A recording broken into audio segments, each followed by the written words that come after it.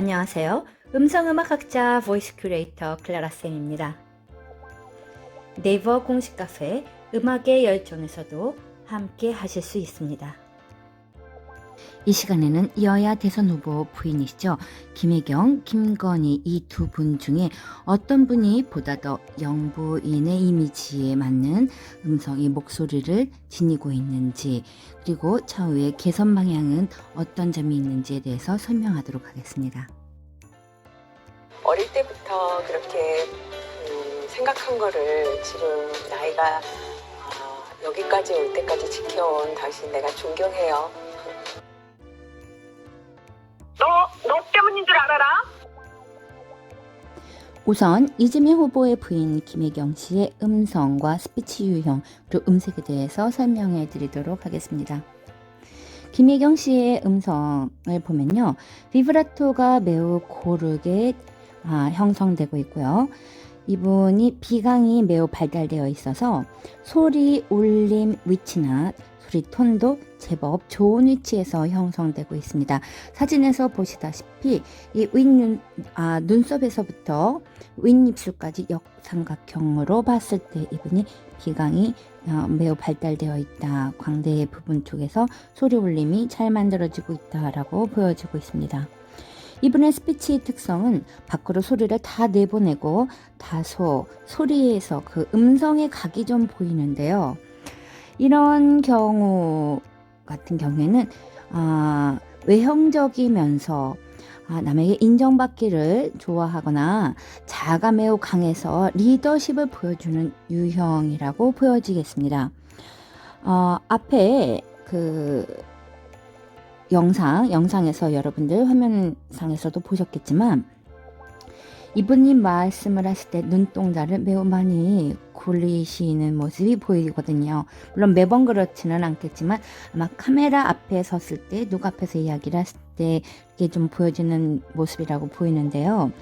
이런 경우 같은 경우에는 남의 시선을 매우 의식하는 그런 이미지 메이킹을 굉장히 중요하시는 경우에 보여지는 전형적인 유형이라고 보여지겠습니다. 그만큼 남들의 시선 그리고 남한테 잘 보이고 싶다라는 자기 이미지 메이킹을 준비하고 있다라는 점을 좋게 보셔야 되겠죠.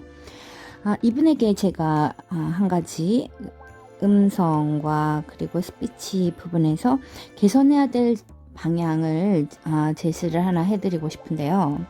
앞서 말씀드렸던 것처럼 이분 김혜경 씨는 음색은 좋습니다. 그러나 다소 각진 음성 때문에 상대방에게 강한 성격으로 전달되거나 아니면 본인의 의사나 뜻과는 다르게 오해를 받을 수 있는 요지가 굉장히 많거든요. 그렇기 때문에 이분이 평상시 카메라 앞에서라든지 이야기를 했을 때 입꼬리를 당겨서 밝고 친근한 표정 이미지를 많이 구현하시는 것 같아요. 그런데 이 김혜경 씨 같은 경우에는 오히려 입꼬리를 당겨서 말씀하시는 것이 오히려 득이 아니고 해가 됩니다. 왜 그러느냐? 보통은 이미지 메이킹, 그러니까 음성 이미지 메이킹 그리고 표정 이미지 메이킹에서 입꼬리를 당겨라 말을 많이 하죠. 왜냐하면 밝고 친근한 모습으로 전달하고자 하기 때문에 그러는데요. 이런 경우에는 자칫 잘못하면 소리가 오히려 더 각해지거나 이렇게 뾰족뾰족한 찌르는 듯한 그런 느낌은 전달할 수가 있거든요. 그래서 김혜경 씨 같은 경우에는 오히려 입모양을 당기지 않고 오히려 모아서 발음하는 것이 훨씬 이미지 메이킹에 도움이 된다고 말씀드리겠습니다. 네, 석사도 2개나 받고 박사까지 받고 대학 국리가 강의 나오고 또 제가 사업하라고 정말 우리 인간의 본래들을 모두 담은 이 복합적인 그 작품이라고 할 수 있고요. 또 전 세계에 가장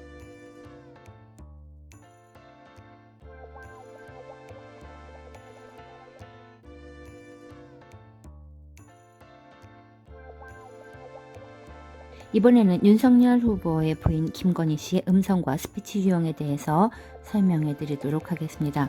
김건희 씨는 강의 등을 통해서 대중 앞에서 많은 스피치를 많이 경험하신 분으로 알려져 있는데요.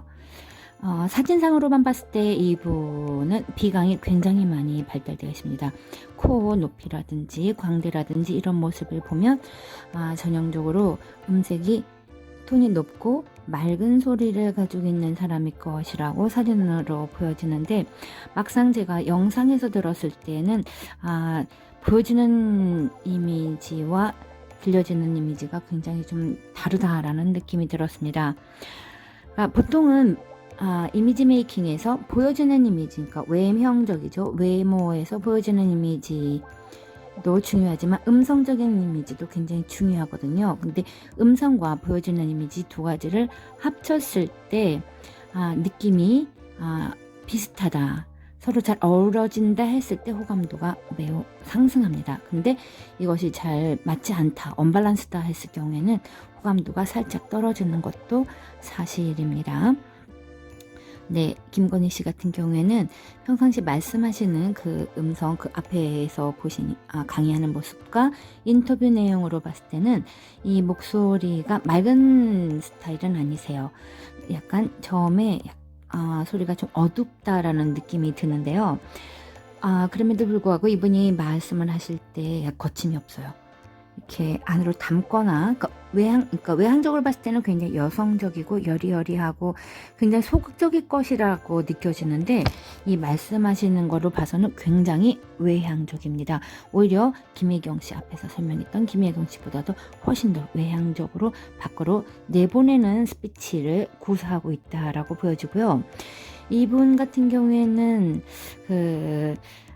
말씀하실 때 나는 석사를 2개나 하고 박사를 했다라고 이야기를 하시는 부분으로만 봤을 때도 자기 자신을 보여지거나, 그리고 자아가 굉장히 강하고 자존심도 굉장히 강하신 분으로서 사람들에게 인정받고 외부 활동하는 것을 좋아하시는 분이다라고 보여지고 있습니다. 제가 앞에 영상에서 봤을 때 솔직히 제가 이분이 직접 말씀하는 것을 제가 들어본 적은 없기 때문에 영상상으로만 이렇게 봤을 때는 강의하시는 모습에서 스피치 도중에 많은 움직임을 구사를 하세요. 스피치 도중에 많은 움직임을 사용하는 것은 신뢰도를 떨어뜨릴 수 있는 전형적인 방법이기 때문에 최대한 간단한 자연스러운 제스처로 사용을 하는 것이, 그런 방법으로 바꾸는 것이 보다도 좋지 않을까, 효과적이지 않을까라는 생각을 해보았습니다. 그리고 자신의 경력을 이야기할 때는 석사를 2개 하고 박사를 몇 개 하고 이것도 중요하지만, 그것보다는 무엇과 무엇을 전공하였습니다 라고 표현하는 것이 보다 더 좋지 않을까라는 생각을 해보았습니다. 김건희 씨 같은 경우에는 음색이 맑고 밝은 편은 아니시기 때문에 호감도가 아주 높다고 보지는 않아요. 음성적으로 봤을 때요. 그리고 이분이 말씀을 하실 때 보니까 조사가 중요한 단어보다 훨씬 더 강하게 발음을 하십니다. 조사를 중요한 단어보다 강하게 발음할 경우에는 전달력이 좀 떨어질 수가 있거든요. 그래서 이런 경우에는 어떤 개성 방법을 사용하느냐, 이때는 혀와 이 입천장 사이의 공간을 조금 더 확보를 하셔서 호흡을 약간 더 살짝 담아서 내시는 것도 좋습니다. 다 뱉어내는 것보다 살짝 담아내셔서 모음 사용해서 보다 더 화려한 울림을 구사를 하시는 것이 좋지 않을까. 그래서 모음 사용에서는 호흡법과 그리고 구강의 공간을 사용하는 방법을 좀 응용해 보시면 훨씬 더 이미지 메이킹에 개선이 되지 않을까 싶습니다. 오늘 여러분들에게 김혜경 씨와 김건희 씨의 음성 그리고 스피치 유형에 대해서 설명해 드렸는데요. 여러분들이 생각하실 때 영부인에 맞는 목소리의 소유자는 누구라고 보십니까? 제가 봤을 때는 두 분 다 공개 연설은 많이 해본 경험은 있으신 것 같아요. 그러나 몇 가지 부분에서 약간의 호감도보다는 비호감도에 좀 가까운 부분들도 없잖아 있었다라는 부분도 있고요. 그리고 개선을 하면 지금보다 훨씬 더 보다 더 좋은 효과를 보여줄 수 있는 분도 분명히 계십니다. 그것은 본인의 노력에 따라서 달라지겠죠. 여러분들 지금부터 이 두 분들이 어떻게 자기 자신을 이미지 메이킹을 하고 변해가는지 보시면서 영부인에게 더 맞는 품이 있고 그리고 교양도 있고 우리나라 국격에 맞는 분이 어떤 분이 되실지 한번 여러분들이 점쳐보시는 것도 좋겠습니다. 오늘도 함께 해주셔서 감사합니다. 그럼 다음 시간에 다시 만나요. 차오.